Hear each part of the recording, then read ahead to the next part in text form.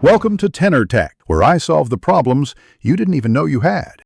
You begin by creating a minimal Kubernetes YAML file that actually works. Start with API version and kind, then name it under metadata. Name. Once done, add a namespace or use default, and attach a label like app equals your app so services can find it.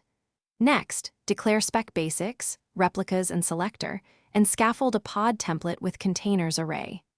This first actionable file lets you apply and iterate quickly. Make sure to keep indentation consistent and use spaces, not tabs, for YAML parsing. You now fill the pod template. Under containers, add name, image, and image pull policy to control pulls. Once done, expose ports with container port and specify protocol, default TCP, include readiness and liveness probes for reliability.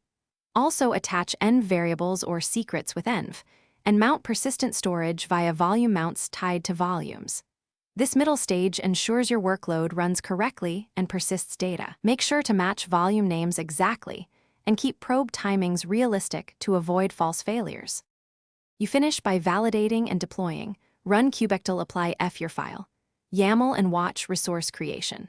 Once applied, check status with kubectl get and kubectl describe and inspect pod logs to confirm startup. If things fail, examine events and probes. Common causes are bad indentation, wrong image tag, or missing RBAC permissions. As a single troubleshooting tip, reformat the file with a YAML linter and retry. Many errors are parsing related, so fix indentation, reapply, and monitor until pods reach ready state.